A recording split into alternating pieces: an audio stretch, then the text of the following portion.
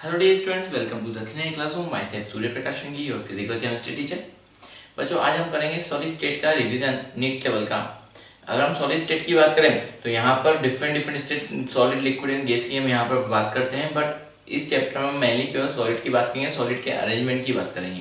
ठीक है, यहाँ पर अरेंजमेंट के बेसिस पर हम सॉलिड को दो टाइप से डिवाइड करते हैं, क्रिस्टलाइन सॉलिड और एमॉर्फस सॉलिड।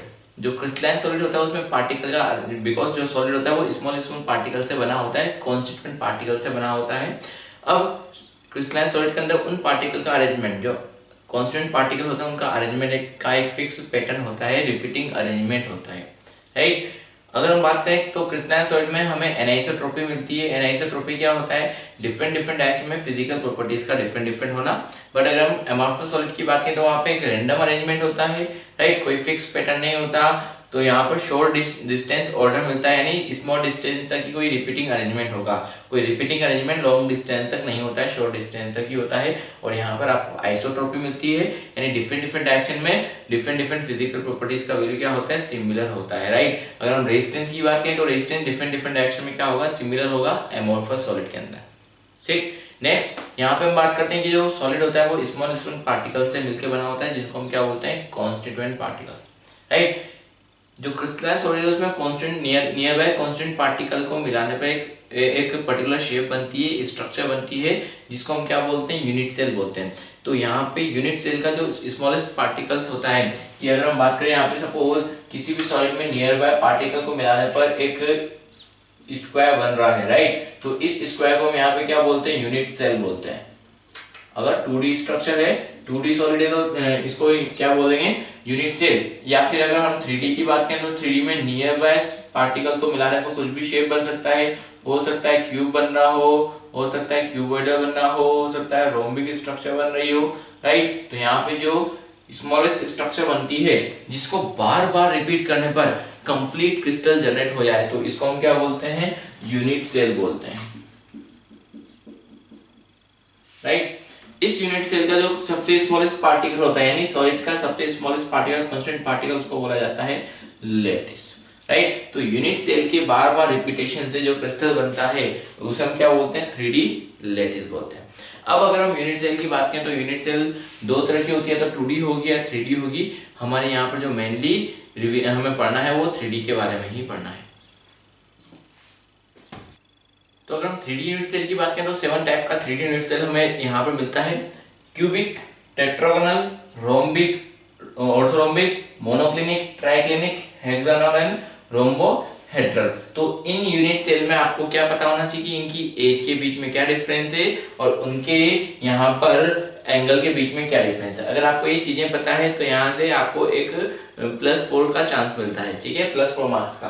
तो क्यूबिक होता है, उसमें तीनों एज लेंथ बराबर होता है, तीनों एंगल बराबर और 90 डिग्री पे होता है क्यूबिक स्ट्रक्चर, ठीक है। अगर आपको स्ट्रक्चर पता है तो ही आपका यहाँ पे 80% काम हो जाता है, राइट। तो अगर आप स्ट्रक्चर के बेसिस पर स्ट्रक्चर याद रख सकते हैं तो ये आपको काफी फायदा हो जाएगा, ठीक है। तो ABC बराबर है अल्फा बीटा गामा है, तो मींस क्यूबिक है। AB बराबर होता है बट C इक्वल नहीं होता है, अल्फा बीटा गामा 90 डिग्री होता है। ऑर्थो टेट्रागोनल है, तीनों एज लेंथ डिफरेंट है but alpha beta gamma 90 degree है। तो ऑर्थोरोम्बिक है, तीनों एज लेंथ डिफरेंट है और यहाँ पे जो एंगल है वो 90 डिग्री के बराबर नहीं है। तो एक एंगल 90 डिग्री होता है, बाकी नहीं होते हैं। तो ये क्या होता है? मोनोक्लिनिक, ट्राइक्लिनिक में तीनों एज लेंथ डिफरेंट होती है, तीनों एंगल डिफरेंट होते हैं और 90 डिग्री के बराबर भी नहीं होते। हेक्सागोनल स्ट्रक्चर पता होगा, ए और बी बराबर होते हैं, सी डिफरेंट होता है। अल्फा बीटा 90 होता है बट गामा 120 होता है। और रोम्बोहेड्रल तीनों एज लेंथ बराबर होती है बट तीनों एंगल 90 डिग्री के बराबर नहीं होते। यहाँ पर जो मोस्ट अनसिमेट्रिक स्ट्रक्चर होती है वो मोनोक्लिनिक होती है और जो मोस्ट सिमेट्रिक होती है वो कौन सी होती है? क्यूबिकल होती है। नेक्स्ट बात करें types of unit cell.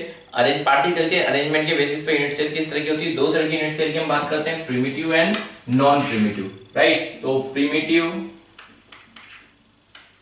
And non primitive. Primitive में simple unit cell, non primitive में यहाँ पर सिंपल यूनिट सेल से डिफरेंट होगी। प्रिमिटिव सिंपल यूनिट सेल में क्या होगा कि जो कांस्टेंट पार्टिकल्स होते हैं वो यूनिट सेल के जो कॉर्नर्स पर अगर प्रेजेंट है, कि हम यहाँ पे जो भी यूनिट सेल मान रहे हैं वो सिंपल यहाँ पे क्यूबिकल यूनिट सेल को सेल मानते हैं जनरली। और यहाँ पर जो कॉन्स्टिट्यूएंट पार्टिकल है वो स्फेयर का शेप का ही कंसीडर किया जाता है, राइट। तो प्रिमिटिव में जो पार्टिकल्स होते हैं वो क्यूब के केवल कॉर्नर्स पर प्रेजेंट होंगे, और नॉन प्रिमिटिव में जो पार्टिकल्स प्रेजेंट होते हैं वो क्यूब के अलावा किसी और लोकेशन पे भी पॉसिबल होंगे। तो इसमें तीन तरह की होती है, बॉडी सेंटर्ड, जिसको हम बोलते हैं बीसीसी। तो बॉडी सेंटर में पार्टिकल कॉर्नर के अलावा बॉडी के सेंटर पर भी प्रेजेंट होता है।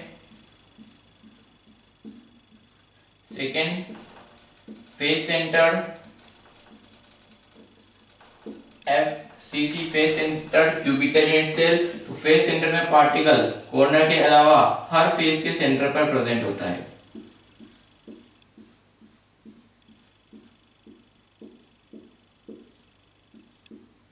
राइट। और थर्ड इज एंड सेंटर्ड। तो कॉन्स्टिट्यूएंट पार्टिकल कॉर्नर के अलावा किसी भी दो ऑपोजिट एंड के सेंटर पे होता है, किसी भी दो ऑपोजिट एंड के सेंटर पे, ठीक है। अब यहाँ पे हम क्या बात करें कि अगर कोई भी पार्टिकल अगर कॉर्नर पे प्रेजेंट है तो यूनिट सेल के अंदर कितना कंट्रीब्यूशन दे रहा होगा। इसके लिए आप सिंपल सा तरीका देखिए कि आप जिस रूम में बैठे हैं उस रूम को कंसीडर कीजिए, और ऐसा कंसीडर कीजिए जिस रूम में आप बैठे हैं उसके अगल बगल भी रूम प्रेजेंट है, राइट। सपोज आप इस रूम में बैठे हुए हैं तो यहाँ पर ये चार रूम एक दूसरे से सटे हुए हैं और इनके ऊपर चार रूम प्रेजेंट है, ठीक है। क्यों? क्योंकि हम यहाँ पे जो यूनिट सेल की बात करें वो क्या है, यहाँ पे 3D यूनिट सेल, यानी कंटिन्यू एक के बाद एक दूसरा, एक के बाद एक यूनिट सेल वहां पे प्रेजेंट है, एक के ऊपर एक यूनिट सेल प्रेजेंट है, राइट। तो यहाँ पर कि ये यहाँ पर जो कॉर्नर पे एटम प्रेजेंट होगा वो क्या होगा, अब ये क्या है 3D यूनिट सेल है, यानी आप अपने रूम के कॉर्नर पर कोई बॉल रख के बॉल सपोज करके देखिए वो कितने क्यूब में शेयर होगी। अगर सब तरफ यहाँ पर रूम प्रेजेंट है तो वो 8 क्यूब में शेयर हो रही होगी। तो अगर एक पार्टिकल 8 क्यूब में शेयर हो रहा है तो एक यूनिट सेल के अंदर उसका कितना पार्ट प्रेजेंट होगा, 1/8 पार्ट, राइट। तो कितने कॉर्नर है यहाँ पर, टोटल 8 कॉर्नर है, तो 1/8 इंटू 8, तो सिंपल क्यूबिक में जो इफेक्टिव एटॉमिक नंबर होता है वो कितना होता है 1, यानी इस यूनिट सेल के अंदर इफेक्टिवली कितना पार्टिकल प्रेजेंट होगा, एक पार्टिकल प्रेजेंट होगा, ठीक है। बॉडी सेंटर में कॉर्नर पर 1/8 इंटू 8 प्लस बॉडी के सेंटर पर एक complete inside of unit cell होता है, तो इसका इफेक्टिव नंबर ऑफ एटम जिसको Z से रिप्रेजेंट करते हैं वो कितना होता है, यहाँ पर 2 होता है। फेस सेंटर की बात करें, कॉर्नर का 1/8 इंटू 8 प्लस बॉडी से फेस सेंटर की बात करें जो पार्टिकल फेस पे प्रेजेंट होगा, आधा यूनिट सेल के अंदर आधा यूनिट सेल के बाहर। तो जो यूनिट सेल के अंदर प्रेजेंट है वो कितना कंट्रीब्यूशन दे रहा होगा, हाफ। और कितने फेस सेंटर होते हैं 6, तो यहाँ पे इफेक्टिव नंबर ऑफ एटम कितना हो जाएगा, 4 हो जाएगा। एंड सेंटर की बात करें, कॉर्नर का पार्टिकल 1/8 प्लस जो फेस सेंटर वाला है ऑपोजिट फेस सेंटर वाले कितने हैं 2, तो ये कितना इफेक्टिव नंबर ऑफ पार्टिकल कितना हो जाएगा, यहाँ पर इसका Z2 हो जाएगा, राइट। तो ये चीजें अगर आपको पता है तो बहुत से क्वेश्चंस तो आप ऐसे ही सॉल्व कर सकते हैं। नेक्स्ट हम बात करते हैं यहाँ पे अरेंजमेंट ऑफ पार्टिकल का, कांस्टेंट पार्टिकल के अरेंजमेंट से डिफरेंट टाइप का यूनिट सेल जो बन रहा है वो हम देखते हैं। तो यहाँ पे तीन तरीके के पार्टिकल को अरेंज किया जा सकता है, तो 1D में या 2D में या 3D में, राइट। तो अगर हम 1D में अरेंज करेंगे पार्टिकल को, तो यहाँ पे अरेंजमेंट ऑफ सॉलिड की बात करें तो 1D में पार्टिकल को किस तरीके से किसी एक पर्टिकुलर डायरेक्शन में अरेंज कर दीजिए तो वो क्या हो जाएगा, 1D हो जाएगा, यहाँ से हमें कोई क्वेश्चन नहीं बनता है। 2D की बात करें, 2D में दो तरीके से पार्टिकल को अरेंज किया जा सकता है, या तो 1D के पार्टिकल को 1 by 1 हेड टू हेड एक के ऊपर प्लेस कर दीजिए, तो इसे हम क्या बोलते हैं, स्क्वायर अरेंजमेंट। क्यों? क्योंकि नियर बाय पार्टिकल के सेंटर को मिला दें तो यहाँ पे एक स्क्वायर बनता है, तो इसको हम क्या बोलते हैं, square arrangement of 2D solid, right. दूसरा हम क्या कर सकते हैं कि यहाँ पे 1D के पार्टिकल को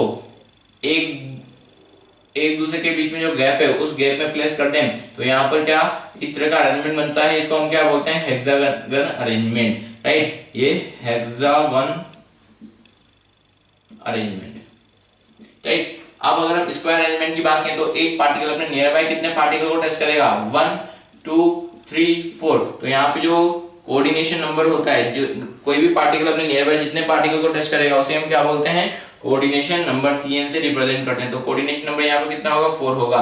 यहाँ पर अगर कोऑर्डिनेशन नंबर की बात करें तो कोऑर्डिनेशन नंबर कितना होता है, यहाँ पर 6 होता है, राइट, ठीक है। अब जो हमने 2D बनाया उससे हम क्या करते हैं, 3D बनाते हैं। तो 3D बनाने के लिए हम किसकी हेल्प लेते हैं, 2D की हेल्प लेते हैं, 3D फ्रॉम 2D, राइट। तो दो तरह का अरेंजमेंट है हमारे पास, एक तो स्क्वायर अरेंजमेंट और हेक्सागन अरेंजमेंट है। तो यहाँ पे 3D बनाते हैं from square 2D and from hexagonal 2D, right. तो यहाँ पे स्क्वायर 2D से दो तरह का अरेंजमेंट बनेगा, या तो सिंपल क्यूबिक और बॉडी सेंटर्ड, और यहाँ पर हेक्सागन से दो तरह का अरेंजमेंट बनता है, face centred and hexagonal closed packing, जिसको बोलते हैं सीसीपी, और ये बोलते हैं एफसीसी, ठीक है, इसे बोलते हैं बीसीसी, और इसको सिंपल क्यूबिक एससी से रिप्रेजेंट करते हैं, राइट। तो यहाँ पे अगर हमें सिंपल क्यूबिक बनाना है तो वो कैसे बनेगा 2D से, कि हम 2D की लेयर को, अभी हम किस में आ चुके हैं 3D में, यानी अब मल्टीपल लेयर एक के ऊपर एक रखी होगी, साइड बाय साइड बहुत सारी लेयर्स रखी होगी, हम उसमें से जो स्मॉलेस्ट स्ट्रक्चर है उसको बनाएंगे, जिसको बार बार रिपीट करने पर पूरा यूनिट सेल बन जाए, ठीक है। तो हम क्या करेंगे यहाँ पे कि जो हमने 2D का स्क्वायर अरेंजमेंट लिया है उसको हेड बाय हेड एक दूसरे के ऊपर प्लेस करते जाए, एक दूसरे के ऊपर अगर प्लेस कर देंगे तो हमें क्या मिल जाएगा, सिंपल क्यूबिक अरेंजमेंट मिल जाएगा। तो इसमें अगर हम स्मॉलेस्ट स्ट्रक्चर को देखें तो इस तरह का अरेंजमेंट आपको मिलता है, वो क्या कि यहाँ पर जो पार्टिकल हैं वो यहाँ पर प्रेजेंट होते हैं, यूनिट सेल के कॉर्नर पर प्रेजेंट होते हैं, ठीक है। तो अगर एक के ऊपर एक रखते हैं तो फर्स्ट और सेकंड लेयर की अगर हम बात करें तो फर्स्ट और सेकंड लेयर में इन 8 एटम के सेंटर को अगर आप मिला दें तो क्यूब बनेगा, नहीं बनेगा, बिल्कुल बनेगा। उनके सेंटर पे पार्टिकल होगा क्या, यस बिल्कुल होगा, ठीक है। सॉरी, उनके कॉर्नर पर क्या पार्टिकल प्रेजेंट होंगे, बिल्कुल प्रेजेंट होंगे, ठीक है। तो सिंपल क्यूबिक हो गया। बॉडी सेंटर में क्या होता है, हम यहाँ पे जो सेकंड लेयर होती है वो इसकी यहाँ पर स्पेस पे प्लेस करते हैं, तो उससे क्या होगा कि जो पार्टिकल ये एक दूसरे को टच कर रहे होते हैं थोड़ा सा अवे चले जाते हैं,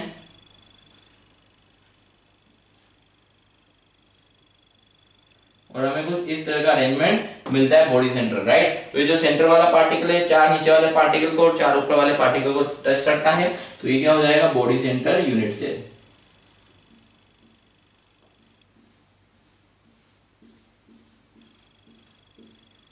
ठीक है। नेक्स्ट बात आती है फेस सेंटर और एससीपी की। इसमें थोड़ा सा अरेंजमेंट टिपिकल है, तो ये एससीपी से आपको, सॉरी, हेक्सागोनल 2D से आपको मिल रहा है। तो अभी इसमें क्या करना है कि जब आपको एससीपी या एफसीसी बनाना है तो उसके लिए हम यहाँ पे दो वॉइड की बात करते हैं, tetrahedral void and octahedral void, ठीक है। हालांकि वो हमारे लिए इंपॉर्टेंट नहीं है कि टेट्राहेड्रल वॉइड क्या है, ऑक्टाहेड्रल वॉइड क्या है, फिर भी एक फास्ट रिवीजन में आपको बता दूं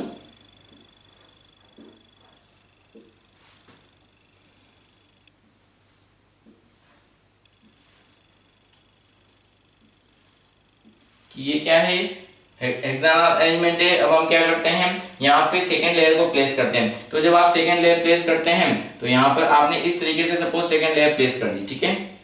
तो सेकंड लेयर प्लेस करने के बाद आपको क्या होगा, एक अरेंजमेंट मिलेगा कि यहाँ पे फर्स्ट लेयर के ऊपर सेकंड लेयर प्रेजेंट है।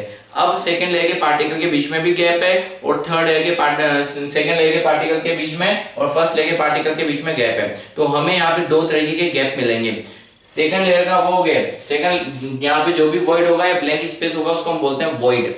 सेकंड लेयर का वो वॉइड जिसके जस्ट नीचे फर्स्ट लेयर का एटम प्रेजेंट है। तो यहाँ पे अगर हम देखें तो यहाँ पे 3 पार्टिकल सेकंड लेयर के मिल रहे हैं और उसके जस्ट नीचे फर्स्ट लेयर का पार्टिकल प्रेजेंट है, राइट। तो सेकंड लेयर का वो वॉइड जिसके जस्ट नीचे फर्स्ट लेयर का पार्टिकल प्रेजेंट होता है उसको बोलते हैं टेट्राहेड्रल वॉइड, ठीक है। और सेकंड लेयर का वो वॉइड जिसके जस्ट नीचे फर्स्ट लेयर का वॉइड प्रेजेंट होता है। आप देखिए यहाँ पे फर्स्ट लेयर और सेकंड लेयर के वॉइड एक दूसरे के ऊपर सुपर इंपोज कर रहे हैं, ओवरलैप कर रहे हैं। तो सेकंड लेयर का वो वॉइड जिसके जस्ट नीचे फर्स्ट लेयर का वॉइड प्रेजेंट होता है उसको हम बोलते हैं ऑक्टाहेड्रल वॉइड, ठीक है। अब जब इसके ऊपर हम थर्ड लेयर प्लेस करेंगे, या तो हम टेट्राहेड्रल वॉइड के ऊपर थर्ड लेयर प्लेस करें या ऑक्टाहेड्रल वॉइड के ऊपर थर्ड लेयर प्लेस करें, तो हमें एफसीसी और एचसीपी यहाँ पर मिलता है, ठीक है। तो जो एचसीपी मिलता है obtain by placing third layer on tetrahedral void, और ये कब मिलता है face centre, obtained by placing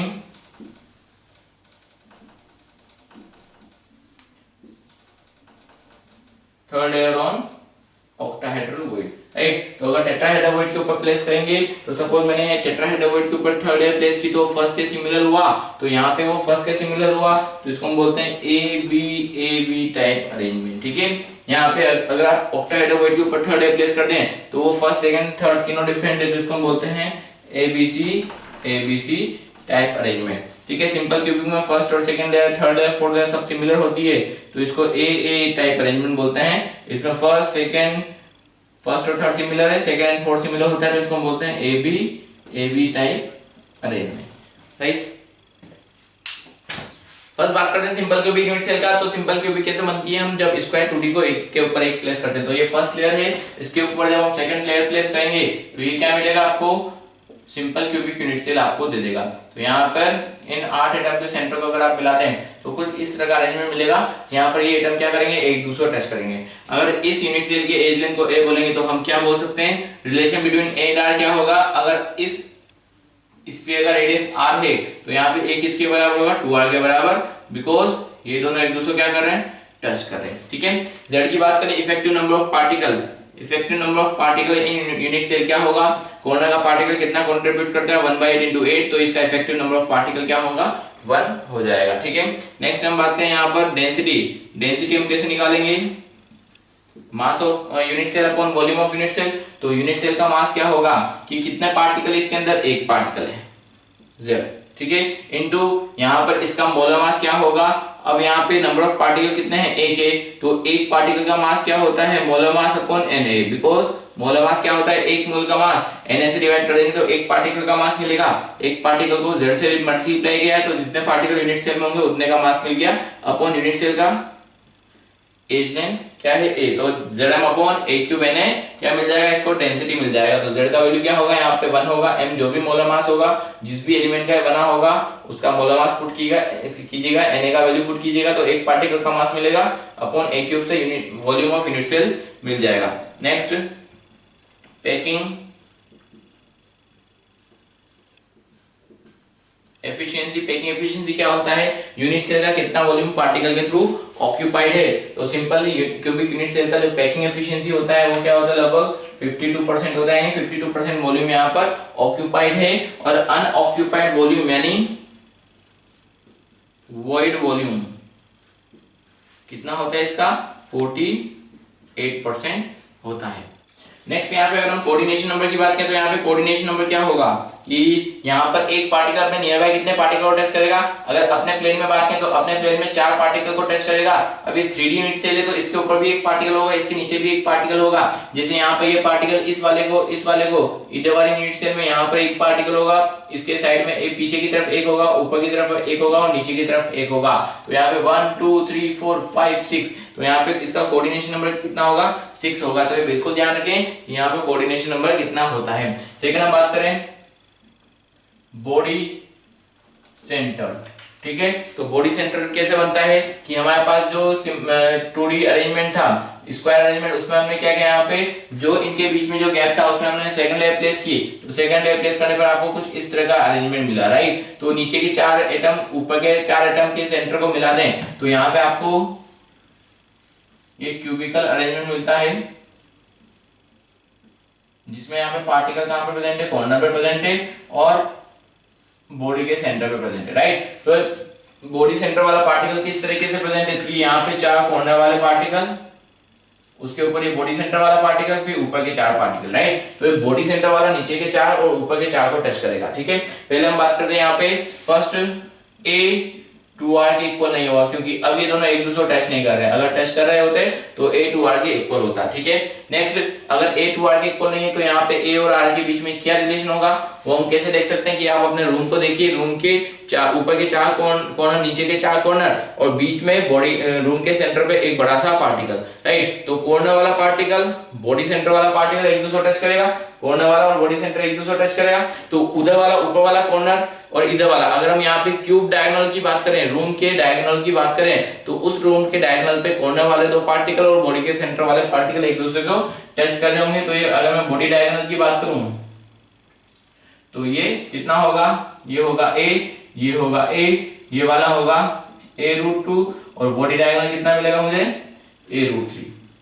ठीक है, मैथमेटिक्स वाले और आपने थोड़ा बहुत पढ़ा है, तो ये बॉडी डायगोनल कितना होता है a√3। तो यहाँ पे a√3 किसके बराबर होगा, r + 2r + r यानी 4r के बराबर। ठीक है, नेक्स्ट अगर z की बात करें तो z क्या होगा, कॉर्नर वाला 1/8 * 8 प्लस बॉडी सेंटर वाला 1, तो इफेक्टिव एटॉमिक नंबर कितना होगा, यहाँ पे 2 होगा। अगर हम डेंसिटी की बात करें तो डेंसिटी क्या होगी यहाँ पे, Zm/a³ है, z का वैल्यू क्या होगा, इफेक्टिव नंबर ऑफ पार्टिकल कितना है यहाँ पे 2 * मोलर मास अपॉन Na/aq। ठीक है, नेक्स्ट फोर्थ पैकिंग एफिशिएंसी। तो जो बॉडी सेंटर होता है उसका पैकिंग एफिशिएंसी क्या होता है, लगभग 68% यहाँ पे पैकिंग एफिशिएंसी होता है। तो इसका वॉइड वॉल्यूम कितना हो जाएगा, वॉइड वॉल्यूम कितना है 32%। ठीक है, नेक्स्ट अगर हम कोऑर्डिनेशन नंबर की बात करें तो यहाँ पे कोऑर्डिनेशन नंबर कितना होता है कि यहाँ पे जो बॉडी सेंटर वाला है वो अपने वाले ऊपर वाले 4 और नीचे वाले 4 को टच करता है, तो यहाँ पे कोऑर्डिनेशन नंबर कितना होता है 8 होता है। नेक्स्ट थर्ड हम बात करें फेस सेंटर, राइट। तो फेस सेंटर में क्या अरेंजमेंट है, यहाँ पे आपने क्या किया है कि जो यहाँ पे हमारे पास 2D हेक्सागोनल यूनिट सेल था उसमें आपने क्या किया, गैप में हमने सेकंड लेयर को पुट कर दी है और उसके ऊपर जो ऑक्टाहेड्रोवॉइड बनेगा उसमें हमने थर्ड लेयर प्लेस किए। ठीक है, तो यहाँ पे अगर हम बात करें तो अरेंजमेंट कितना इस तरह का होगा एफसीसी में, लगभग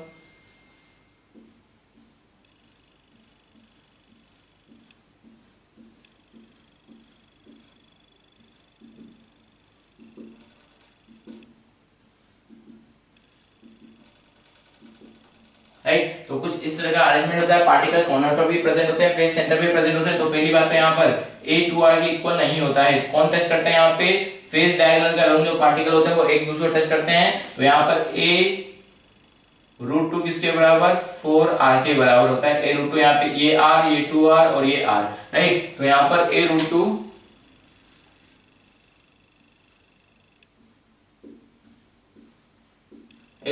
4r के यहाँ पर बराबर होता है। ठीक है, नेक्स्ट z क्या होता है, effective number of particle, corner पे पार्टिकल प्रेजेंट है 1/8 * 8 प्लस फेस सेंटर पे प्रेजेंट है, फेस सेंटर वाला कंट्रीब्यूशन हाफ करता है, तो इफेक्टिव नंबर ऑफ पार्टिकल कितने होते हैं यहाँ पर 4 होते हैं। नेक्स्ट हम बात करें यहाँ पे डेंसिटी की, डेंसिटी क्या होगा Zm/a³ * Na।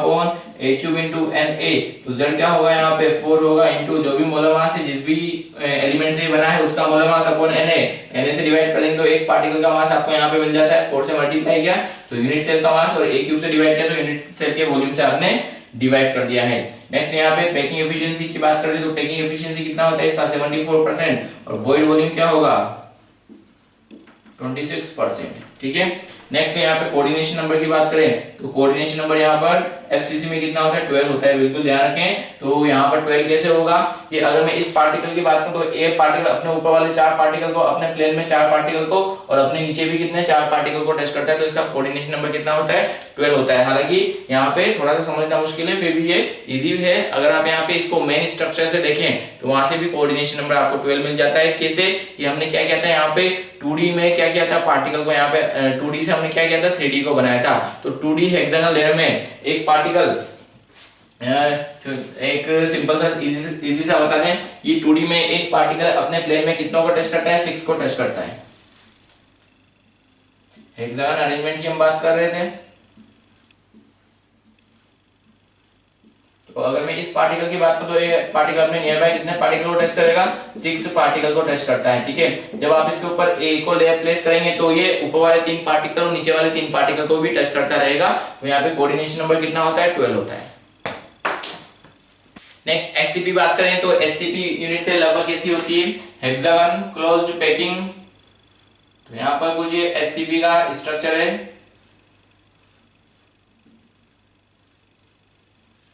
तो उसमें जो पार्टिकल्स है वो कहां पर होते हैं, कॉर्नर्स पर होते हैं, प्लस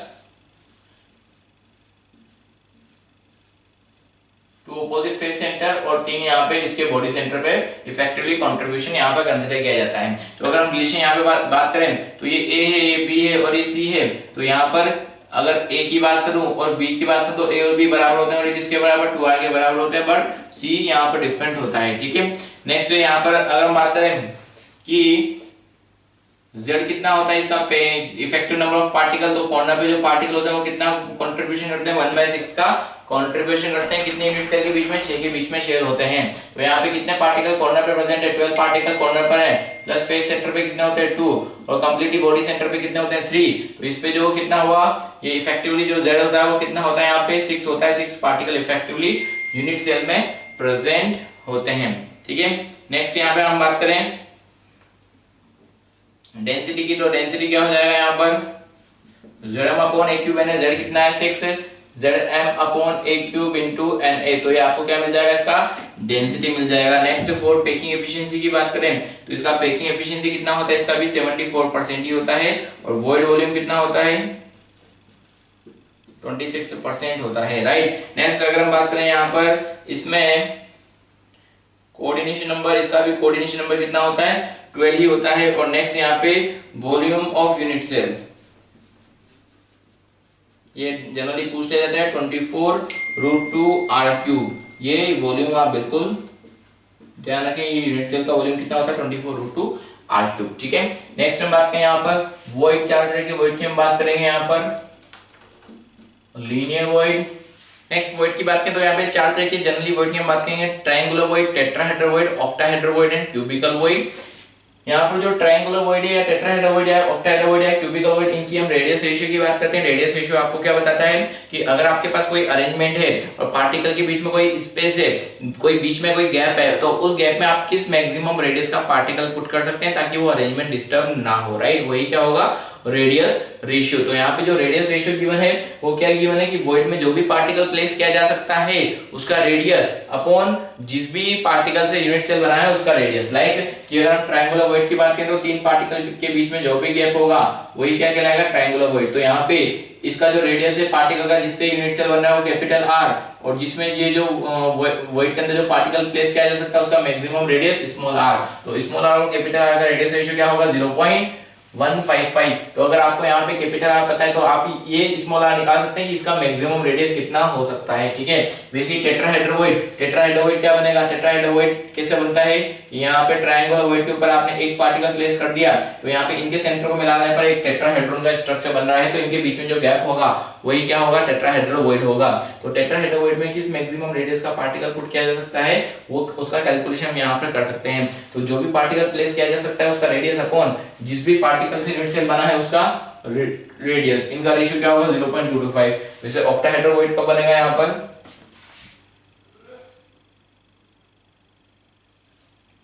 कि सपोज यहाँ पे जो ऑक्टाहेड्रोइड होता है वो 6 पार्टिकल्स से सराउंडेड होता है, तो यहाँ पर 6 पार्टिकल्स के बीच में जो भी स्पेस होगा उसमें किस मैक्सिमम रेडियस का पार्टिकल प्लेस किया जा सकता है, तो वो स्मॉल r का वैल्यू यहाँ पे और कैपिटल R का रेडियस रेशियो क्या होगा 0.414। और क्यूबिकल वॉइड सिंपल क्यूब में ऊपर के 4 एटम नीचे के 4 एटम कॉर्नर वाला और बीच में जो स्पेस है उसे हम क्या बोल रहे हैं क्यूबिकल वॉइड। तो क्यूबिकल वॉइड में मैक्सिमम किस रेडियस का पार्टिकल प्लेस किया जा सकता है वही क्या होगा क्यूबिकल वॉइड के लिए रेडियस रेशियो होगा, तो ये कितना होता है 0.732। तो ये चारों रेडियस रेशियो आपको पता होने चाहिए।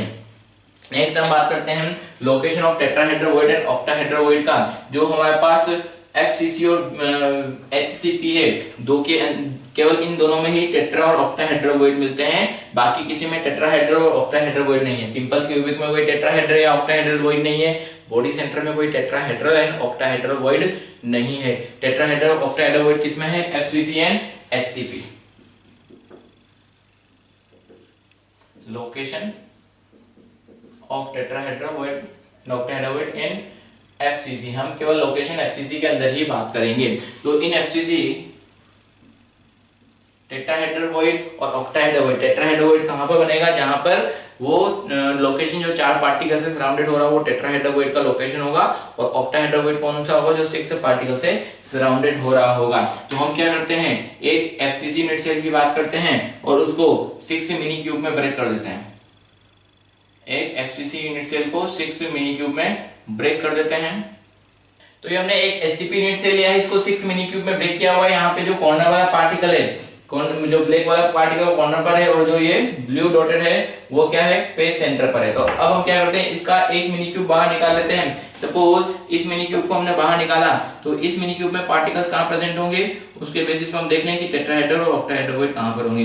तो ये ब्लैक वाला पार्टिकल ये आगे था, ठीक है। उसके बाद ये वाला पार्टिकल यहाँ पर है, ये ब्लू वाला पार्टिकल अंदर की तरफ कॉर्नर पर है, और ये वाला पार्टिकल यहाँ पर अंदर की तरफ किस कॉर्नर पर है यहाँ पर चलिए, तो हमने क्या किया है, एक लार्ज क्यूब को 6 मिनी क्यूब में ब्रेक किया है। एक एफसीसी यूनिट सेल था, उसको 8 मिनी क्यूब में हमने यहाँ पर ब्रेक कर दिया। अब हम किसी भी एक मिनी क्यूब को देख लेते हैं। तो सपोज यहाँ पर एक मिनी क्यूब हमने यहाँ पर बाहर निकाला, ठीक है। तो इस मिनी क्यूब की बात करें तो इसमें पार्टिकल कहाँ प्रेजेंट होंगे, एक पार्टिकल यहाँ पर प्रेजेंट है, एक पार्टिकल कहाँ पर है, अंदर की तरफ इस लोकेशन पे, एक पार्टिकल कहाँ पर है, बाहर की तरफ इस लोकेशन पे, और एक पार्टिकल कहाँ पर है, यहाँ पर, ठीक है। तो अगर हम इसमें देखें तो यहाँ पे अरेंजमेंट कुछ ऐसा होता है, इन तीन पार्टिकल पर एक फोर्थ पार्टिकल प्रेजेंट है, और यहाँ पे इनके सेंटर पे एक टेट्राहेड्रल बन रहा है, राइट। तो यहाँ पे जो मिनी क्यूब है उसके हर एक मिनी क्यूब के सेंटर पे एक टेट्राहेड्रल वॉइड होगा। तो अगर हम बात करें कि यहाँ पे अगर एफसीसी को आप 8 मिनी क्यूब में ब्रेक कर देते हैं तो 8 मिनी क्यूब के सेंटर पर एक टेट्राहेड्रल वॉइड प्रेजेंट होता है। तो एफसीसी में टेट्राहेड्रल वॉइड कितने होंगे, 8। तो अगर हम एक यहाँ पर इस बॉडी डायगोनल की बात करें तो बॉडी डायगोनल एक मिनी क्यूब में बॉडी डायगोनल का हाफ पार्ट जाएगा। तो यहाँ पे अगर बॉडी डायगोनल की बात करें तो बॉडी डायगोनल क्या होता है, a√3। तो अगर हम टेट्राहेड्रोइड की बात करें तो टेट्राहेड्रोइड बॉडी डायगोनल पर कॉर्नर से a√3/4 डिस्टेंस पर प्रेजेंट होते हैं, ठीक है। तो एक बॉडी डायगोनल पे जो टेट्राहेड्रोइड होता है उन दोनों के बीच का डिस्टेंस क्या होता है, a√3/2, राइट। और नियर बाय दो टेट्राहेड्रोइड का बीच का डिस्टेंस जो होता है वो कितना होता है, distance between two nearby tetrahedral void कितना होता है, वो a/2। कौन कौन से टेट्राहेड्रोइड होंगे, कि अगर मैं यहाँ पर बात करूं कि इससे a√3/4 डिस्टेंस पे एक टेट्राहेड्रोइड है, इससे a√3/4 डिस्टेंस पे एक टेट्राहेड्रोइड है, तो इन दोनों टेट्राहेड्रोइड का बीच का जो डिस्टेंस होता है वो कितना होता है, a/2 के बराबर होता है। तो नंबर ऑफ टेट्राहेड्रोइड यहाँ पर कितना होता है, 8 होता है, right. Effective number of particle कितना होता है इसका, 0 होता है। तो ये जो टेट्राहेड्रोइड है वो किसके बराबर, 2z के बराबर होता है। एंड नंबर ऑफ ऑक्टाहेड्रोइड कितना होता है, यहाँ पर जो ऑक्टाहेड्रोइड होता है वो इसका लोकेशन क्या होगा, octahedral void at edge centre and body centre, ठीक है। यहाँ पे जो टेट्राहेड्रोइड होता है इसके अंदर कहाँ पे प्रेजेंट होता है, कॉर्नर से a√3/4 डिस्टेंस पर, हर कॉर्नर से a√3/4 डिस्टेंस पर क्यूब डायगोनल पर, राइट। तो टोटल 8 हो गए। यहाँ पर जो ऑक्टाहेड्रोइड होता है वो एज सेंटर पे होता है, बॉडी सेंटर पे होता है। एज सेंटर पे अगर कोई पार्टिकल प्रेजेंट है तो वो कितना कंट्रीब्यूशन देगा, एज सेंटर पे जो पार्टिकल प्रेजेंट होता है वो यूनिट सेल के अंदर कितना 1/4 कंट्रीब्यूशन देता है। तो 1/4 इंटू कितने एज होते हैं, 12 प्लस एक बॉडी सेंटर 1, तो कितने ऑक्टाहेड्रोइड हो गए 12। तो नंबर ऑफ 4 नंबर ऑफ ऑक्टाहेड्रोइड कितना होता है, 4, यानी z के बराबर, राइट। तो यहाँ पे एफसीसी की अगर हम बात करें ऑक्टाहेड्रोइड कितना होता है, z के बराबर यानी 4, और टेट्राहेड्रोइड कितना होता है, 2z के बराबर मींस 8।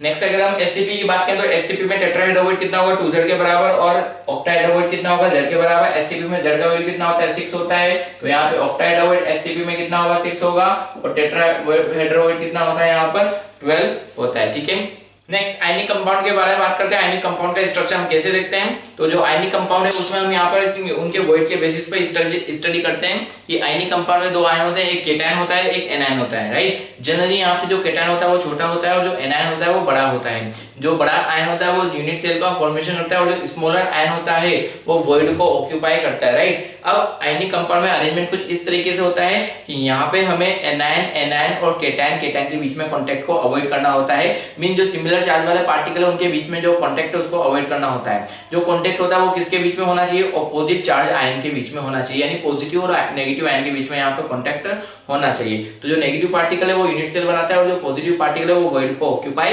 करता है, राइट। तो यहाँ पे रेडियस रेशियो हमें दे रखा है कि रेडियस रेशियो से हमें थोड़ा सा प्रेडिक्ट कर सकते हैं कि जो केटायन या एनायन है, अगर केटायन छोटा है तो वो किस वॉइड को ऑक्यूपाई कर रहा होगा, यानी जो केटायन है वो वॉइड को ऑक्यूपाई करेगा और एनायन यूनिट सेल को बनाएगा। तो अगर रेडियस रेशियो 0.155 से कम है तो वो लीनियर वॉइड को ऑक्यूपाई करता है। लीनियर वॉइड का मींस यहाँ पर दो एनायन के बीच में, दो एनायन यहाँ पर क्या प्रेजेंट है, दो एनायन यहाँ पर प्रेजेंट है एक 1D अरेंजमेंट में और उनके बीच में एक केटायन प्रेजेंट है, तो ये लीनियर वॉइड है। यहाँ पे कोऑर्डिनेशन नंबर कितना होगा आप ही देख के बता दीजिए, केटायन कितने एनायन को टच करा है, 2, ठीक है। तो यहाँ पर इससे रिलेटेड हमें कोई स्ट्रक्चर नहीं है। ट्रायंगुलर वॉइड, यहाँ पे 3 पार्टिकल है, सपोज ये एनायन है, ये एनायन है और ये एनायन है, राइट। इनके बीच में यहाँ पे केटायन प्रेजेंट, तो ये केटायन कितने को एनायन को टच करेगा, 3 को। राइट। तो इसका कोऑर्डिनेशन नंबर क्या हो जाएगा 3 हो जाएगा। टेट्राहेड्रोइड रेडियस रेशियो 0.155 से कम है तो लिनियर 0.155 के बराबर या उससे ज्यादा बट 0.225 से कम है तो ट्रायंगुलर वॉइड, 0.225 के बराबर या उससे ज्यादा बट 0.414 से कम है तो टेट्राहेड्रोइड। तो radius of cation to radius of anion, तो टेट्राहेड्रोइड में क्या होगा, यहाँ पर 4 एनायन, सपोज 3 एनायन इस तरीके से प्रेजेंट है, एक एनायन यहाँ पर ऊपर प्रेजेंट है, राइट। ये चारों एक दूसरे को टच नहीं कर रहे हैं। अब जो यहाँ पे इनके बीच में केटायन प्रेजेंट होगा वो इन चारों को टच करेगा, राइट। तो कोऑर्डिनेशन नंबर यहाँ पे कितना होगा 4 होगा, ठीक है। Octahedral void radius ratio of cation, radius of cation to anion 0.414 के बराबर है उससे ज्यादा बट 0.732 से कम, तो ऑक्टाहेड्रोइड यहाँ पे ऑक्यूपाई कर रहा होगा। ऑक्टाहेड्रोइड में कोऑर्डिनेशन में कितना 6 से प्रेजेंट होगा, यानी 4 पार्टिकल इस तरीके से होंगे, एक एनायन ये रहा, एक एनायन ये रहा, एक एनायन ये है, एक एनायन ये है, यहाँ पे केटायन प्रेजेंट है, ऊपर भी एक एनायन है, नीचे भी एक एनायन है, वो इस केटायन को टच कर रहे हैं, तो कोऑर्डिनेशन में क्या हो जाएगा 6 हो जाएगा। और क्यूबिकल वॉइड जो सिंपल क्यूब में 4 एनायन ऊपर 4 एनायन नीचे, बीच में एक केटायन है, 8 को टच करेगा, तो कोऑर्डिनेशन में कितना होगा यहाँ पर 8 हो जाएगा। नेक्स्ट यहाँ पे अगर बात करें कि अगर केटायन इन ऑक्टाहेड्रोइड, अगर केटायन ऑक्टाहेड्रोइड में प्रेजेंट है तो यहाँ पर रिलेशन ए और आर के बीच में क्या रिलेशन होगा, ऑक्टाहेड्रोइड कहाँ प्रेजेंट होता है, ए सेंटर पर और बॉडी के सेंटर पर। तो अगर सपोज ये हमारा एफसीसी यूनिट सेल है, ये तो आपको क्लियर होना चाहिए कि जो ऑक्टाहेड्रोइड है या टेट्राहेड्रोइड है वो एफसीसी में ही मिलेगा।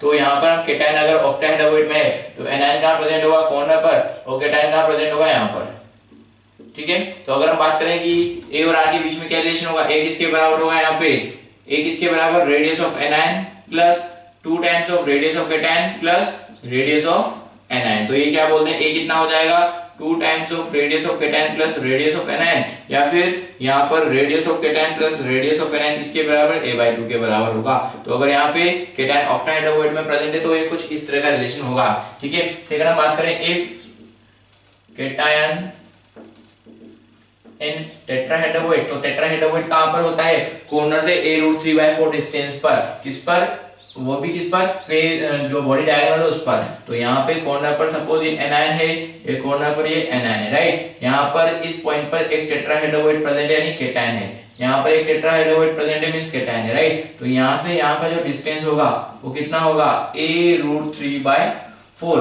तो हम क्या बोलेंगे a√3/4 किसके बराबर होगा, radius of cation plus radius of anion के बराबर।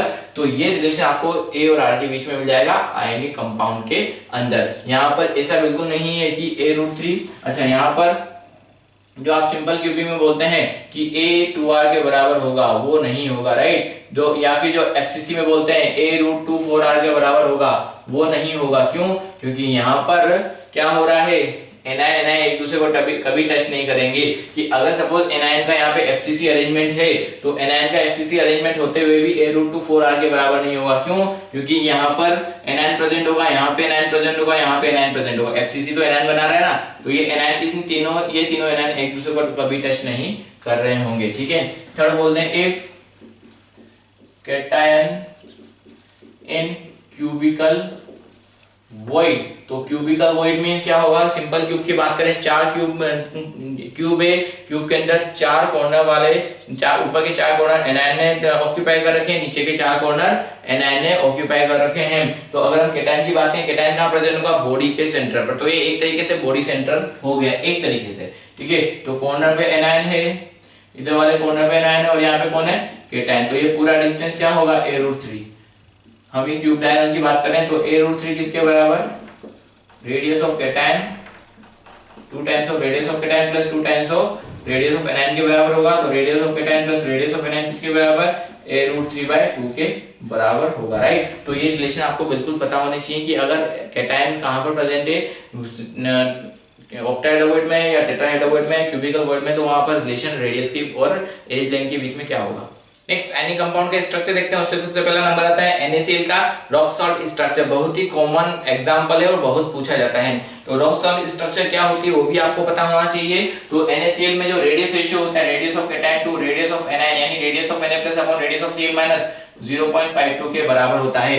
यहाँ पे जो Cl- होता है वो FCC बनाता है और जो Na+ होता है वो ऑक्टाहेड्रोइड बनाता है। अगर Cl- FCC बना रहा है तो एक यूनिट सेल में कितने Cl- होंगे, 4 होंगे, राइट। तो अगर 4 Cl माइनस प्रेजेंट है तो नेगेटिव चार्ज कितना होगा 4, तो 4 को बैलेंस करने के लिए कितने पॉजिटिव चार्ज रिक्वायर्ड होंगे 4 रिक्वायर्ड होंगे। ऑक्टाहेड्रोवेट कितने होते हैं टोटल 4, तो यहाँ पे Na+ चारों ऑक्टाहेड्रोवेट को ऑक्यूपाई करता है। अगर हम फॉर्मूला ऑफ यूनिट सेल की बात करें, फॉर्मूला ऑफ यूनिट सेल कितना होगा Na4Cl4, तो हम क्या बोलेंगे number of formula in unit cell.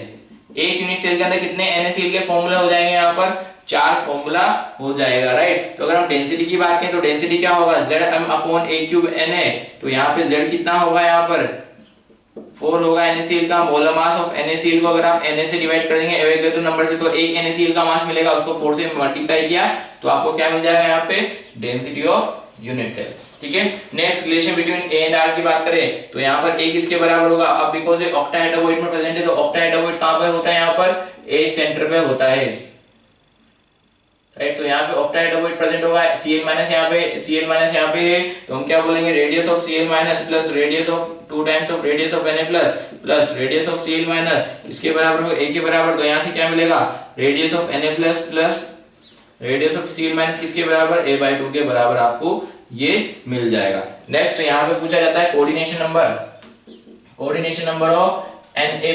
अब Na+ कहां प्रेजेंट है ऑक्टाहेड्रोवेट में, ऑक्टाहेड्रोवेट में जो भी प्रेजेंट होता है उसका कोऑर्डिनेशन नंबर कितना होता है 6 होता है, तो Na+ का कोऑर्डिनेशन नंबर यहाँ पर कितना होता है 6 होता है। सिमिलरली Cl- का कोऑर्डिनेशन नंबर भी कितना होगा 6 ही होगा। कैसे कि यहाँ पे जो Cl- है वो क्या कर रहा है FCC बना रहा है, तो अगर ये FCC बना रहा है और Na+ ऑक्टाहेड्रोवेट में है तो देख लीजिए कितने यहाँ पर कि Na+ सपोज यहाँ पर है तो ये Na+ इन दोनों को अटैच करेगा, ठीक है। FCC में यहाँ पे फेस सेंटर पे एक Na+ इधर भी होगा, ऊपर भी होगा और एक नीचे भी होगा, तो इसका कोऑर्डिनेशन नंबर कितना होता है 6 होता है, ठीक है। तो यहाँ पर अगर इन दोनों के बीच में डिस्टेंस की बात करें तो कितना होता है a/2 का डिस्टेंस होता है। नेक्स्ट जिंक सल्फाइड स्ट्रक्चर की बात करते हैं। सबसे पहले यहाँ पे रेडियस रेशियो लेते हैं, radius of Zn2+ upon radius of sulphide ion कितना होता है 0.3 के अप्रॉक्स होता है। तो इस हिसाब से यहाँ पर जो सल्फाइड आयन होता है वो FCC बनाता है और Zn2+ होता है वो क्या करता है अल्टरनेट टेट्राहेड्रोइड को ऑक्यूपाई करता है, राइट। तो अगर सल्फाइड आयन FCC बना रहा है तो FCC में इफेक्टिव नंबर ऑफ पार्टिकल कितना हो जाएगा 4 हो जाएगा। टेट्राहेड्रोइड कितने होते हैं 8 होते हैं, 8 में से कितने ऑक्यूपाई हो रहे हैं अल्टरनेट यानी 4 ही ऑक्यूपाई होंगे। तो अगर हम फॉर्मूला ऑफ यूनिट सेल की बात करें तो एक यूनिट सेल में कितने जिंक के 4 है, कितने सल्फाइड आयन है 4 है, तो Zn4 इस पर इसका फॉर्मूला हो जाएगा। नेक्स्ट यहाँ पे number of Zns in unit cell, कितने जिंक सल्फाइड यूनिट सेल में प्रेजेंट होंगे यहाँ पे 4 होंगे, राइट। तो अगर हम बात करें Z का वैल्यू क्या होगा, डेंसिटी क्या हो जाएगा Zm/A³ Na के अकॉर्डिंग Z कितना है यहाँ पे 4 है into molar mass upon A³ into Na, तो ये आपको यूनिट सेल की डेंसिटी यहाँ से मिल जाएगी। नेक्स्ट हम बात करें यहाँ पर relation between A and R, relation between A and R। अब बिकॉज यहाँ पे Zn2+ कहां प्रेजेंट है टेट्राहेड्रोइड में प्रेजेंट है तो यहाँ पे प्रेजेंट होगा ये सल्फाइड आयन ये Zn2+, राइट। टेट्राहेड्रोइड कहां पे होता है क्यूब डायगोनल पे कॉर्नर से a√3/4 डिस्टेंस, तो ये a√3/4 डिस्टेंस है, तो इन दोनों के बीच में क्या रिलेशन होगा radius of Zn2+ plus radius of sulphide ion कितना डिस्टेंस a√3/4 डिस्टेंस यहाँ पर होगा। नेक्स्ट यहाँ पे बात करें कोऑर्डिनेशन नंबर, तो कोऑर्डिनेशन नंबर क्या होगा यहाँ पे बिकॉज जो Zn2+ है वो कहां प्रेजेंट है टेट्राहेड्रोइड, टेट्राहेड्रोइड कब बनता है जब 4 एटम से सराउंडेड लोकेशन होता है, तो उस कोऑर्डिनेशन नंबर ऑफ Zn2+ कितना होता है यहाँ पर 4 होता है। सल्फाइड आयन की बात करें कि सल्फाइड आयन कहां पे प्रेजेंट है कॉर्नर पर, ठीक है। तो आप अपने रूम को ही एज्यूम करके देखिएगा कि यहाँ पर सल्फाइड आयन कहां पर प्रेजेंट है कॉर्नर पर प्रेजेंट है, राइट। ये कॉर्नर वाला एटम कितने यूनिट सेल के बीच में शेयर होता है 8 यूनिट सेल के बीच में शेयर होता है, ठीक है। और इस कॉर्नर से a√3/4 डिस्टेंस पे क्या है एक टेट्राहेड्रोइड है, तो 8 यूनिट सेल में इस कॉर्नर से a√3/4 डिस्टेंस पर एक एक टेट्राहेड्रोइड होगा, यानी इससे 8 यूनिट सेल में 8 टेट्राहेड्रोइड a√3/4 डिस्टेंस पे प्रेजेंट होंगे। बट कितने टेट्राहेड्रोइड ऑक्यूपाई है अल्टरनेट यानी आधे, तो 8 में से 4 ही ऑक्यूपाई होंगे, तो सल्फाइड भी का कोऑर्डिनेशन नंबर भी क्या होगा 4 होगा, क्योंकि 8 में से 4 टेट्राहेड्रोइड में Zn2+ प्रेजेंट होंगे, वो Zn2+ इस सल्फाइड आयन को टच कर रहे होंगे, तो इसका कोऑर्डिनेशन नंबर कितना हो जाएगा 4 हो जाएगा, राइट। तो दोनों का कोऑर्डिनेशन नंबर क्या होगा 4। इसको हम क्या लिखते हैं 4:4 लिखते हैं, coordination number of cation to coordination number of anion, right. इससे पहले जो हमने NaCl लिखा है उसमें कोऑर्डिनेशन नंबर 6:6 होगा, यानी coordination number of cation to coordination number of anion. Next बात क्या CaF2 फ्लोराइड स्ट्रक्चर, ये थोड़ा सा एक डिफरेंट केस है। यहाँ पर एक थोड़ा सा वेरिएशन क्या है कि यहाँ पर जो radius of cation to radius यहाँ पर जो एनायन होता है वो केटायन के रिस्पेक्ट में छोटा होता है, तो radius of anion upon radius of cation के रेशियो की हम यहाँ पर बात करते हैं। तो यहाँ पर इसके अकॉर्डिंग जो रेशियो मिलता है उसके अकॉर्डिंग जो Ca2+ होता है वो FCC का फॉर्मेशन करता है, और जो F- होता है वो टेट्राहेड्रावॉइड में प्रेजेंट होता है। तो इसमें जो Ca2+ है वो क्या बना रहा है, वो क्या कर रहा है, यूनिट सेल बना रहा है FCC, और F- है वो क्या कर रहा है, टेट्राहेड्रावॉइड को ऑक्यूपाई कर रहा है। अगर Ca2+ FCC बना रहा है तो नंबर ऑफ Ca2+ कितने हो जाएंगे, यहाँ पे 4 हो जाएंगे, राइट। अगर F- टेट्राहेड्रावॉइड बना रहा है तो टेट्राहेड्रावॉइड कितने होते हैं, 8 होते हैं। क्या ये कितने टेट्राहेड्रावॉइड ऑक्यूपाई करेगा वो हम चार्ट के बेसिस पे देख सकते हैं। एक कैल्शियम पे 2+ का चार्ज होता है, चार्ट पे कितना होगा 8। 8+ को न्यूट्रलाइज करने के लिए कितने नेगेटिव रिक्वायर्ड होंगे, 8 नेगेटिव, यानी F- ऑल टेट्राहेड्रावॉइड को ऑक्यूपाई करता है। नेक्स्ट यहाँ पे अगर हम बात करें फॉर्मूला ऑफ यूनिट सेल, तो कितने कैल्शियम प्रेजेंट होंगे यहाँ पे 4, कितने F- प्रेजेंट होंगे यहाँ पर 8, तो फॉर्मूला ऑफ यूनिट सेल क्या हो जाएगा Ca4F8 हो जाएगा। Next number of formula, unit cell में कितना फॉर्मूला प्रेजेंट होगा, यहाँ पे 4 फॉर्मूला, यानी 4 से डिवाइड कर देंगे तो CF2 आ जाएगा, यानी कितने फॉर्मूला प्रेजेंट होंगे, यहाँ पे 4 फॉर्मूला प्रेजेंट होंगे। नेक्स्ट अगर हम यहाँ पे डेंसिटी की बात करें तो डेंसिटी क्या होगा Zm/A³ into Na। m क्या होगा यहाँ पे मोलर मास ऑफ CaF2, तो Z कितना होगा 4 into molar mass of CaF2 upon A³ into Na, ठीक है। नेक्स्ट हम बात करेंगे यहाँ पे relation between A and r, तो यहाँ पे हम क्या बोल रहे हैं, कैल्शियम आयन कहाँ पर FCC बना रहा है और F- टेट्राहेड्रावॉइड में, तो जो टेट्राहेड्रावॉइड होता है वो कहाँ पर प्रेजेंट होता है, क्यूब डायगोनल पे कॉर्नर से a√3/4 डिस्टेंस पर। तो यहाँ पर ये क्या है, ये Ca2+ है, ये F- है, इन दोनों के बीच का डिस्टेंस कितना होगा a√3/4, राइट। ये दोनों एक दूसरे को टच नहीं करते हैं, F- के बीच में कोई कांटेक्ट नहीं होगा, आपको बताया है सिमिलर चार्ज वालों के बीच में कोई कांटेक्ट नहीं होता है। तो हम क्या बोलेंगे, radius of Ca2+ plus radius of F- किसके बराबर, a√3/4 के बराबर होगा। नेक्स्ट यहाँ पे हम बात करें कोऑर्डिनेशन नंबर, अब यहाँ पर जो F- है वो कहाँ प्रेजेंट है, टेट्राहेड्रावॉइड में, तो इसका कोऑर्डिनेशन नंबर तो कितना रहने वाला है 4 रहने वाला है, और Ca2+ कहाँ प्रेजेंट है, कॉर्नर पर। अब अभी जस्ट हमने बात की कॉर्नर से a√3/4 डिस्टेंस पर 8 क्यूब में 8 टेट्राहेड्रावॉइड होते हैं और 8 के 8 टेट्राहेड्रावॉइड ऑक्यूपाइड है, तो Ca2+ का जो कोऑर्डिनेशन नंबर होगा वो क्या होगा 8 होगा। तो यहाँ पे coordination number of cation to coordination number of anion, ये रेशियो क्या होता है 8:4 होता है, राइट।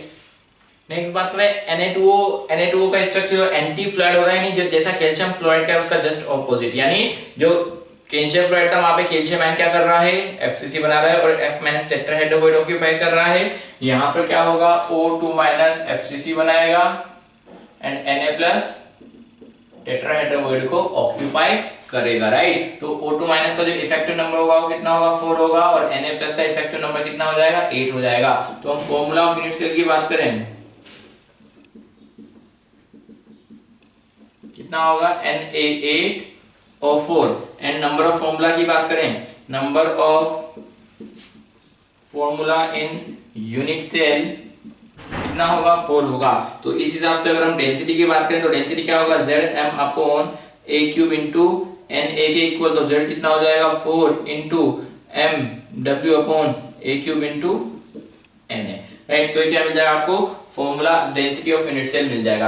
अब यहाँ पे अगर हम coordination sorry relation between A and R के बीच में बात करें, ए एंड आर के बीच में क्या रिलेशन होगा, अब बिकॉज़ यहाँ पे FCC अरेंजमेंट है और जो केटायन है वो कहाँ पर प्रेजेंट है, टेट्राहेड्रावॉइड में, तो अगर ये O2- है यहाँ पर क्या प्रेजेंट होगा Na+, तो O2- और Na+ के बीच में डिस्टेंस कितना होगा टेट्राहेड्रावॉइड का, कॉर्नर से डिस्टेंस कितना होता है a√3/4, तो radius of Na+ plus radius of O2- कितना होगा यहाँ पे a√3/4 के बराबर होगा, राइट। नेक्स्ट यहाँ पे हम बात करें कोऑर्डिनेशन नंबर क्या होगा?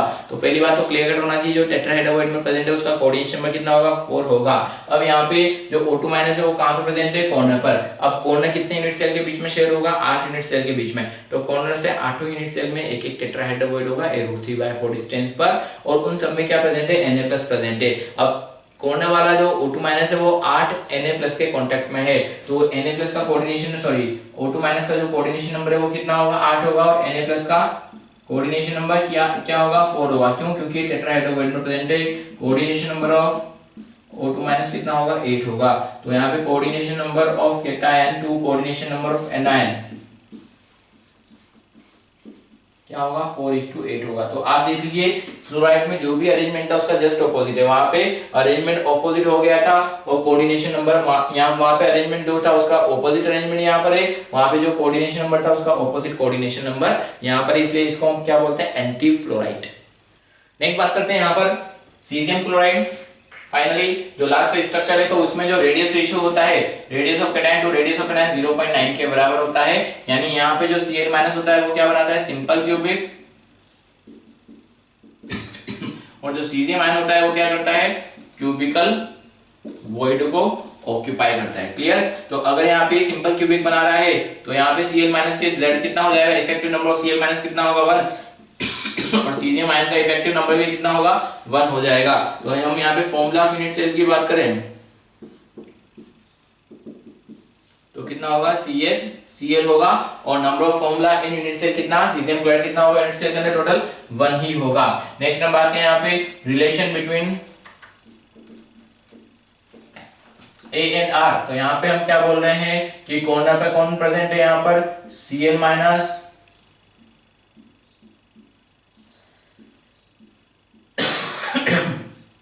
बॉडी पे कौन प्रेजेंट है? Cj-। तो यहाँ पे Cl- यहाँ पे प्रेजेंट है, Cl- यहाँ पे प्रेजेंट है, और Cj- यहाँ पर प्रेजेंट है। तो हम क्या बोलेंगे?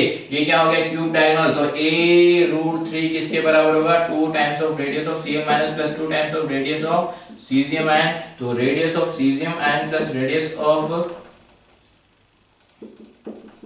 Cl- किसके बराबर? A√3/2 के बराबर हो जाएगा। ठीक है।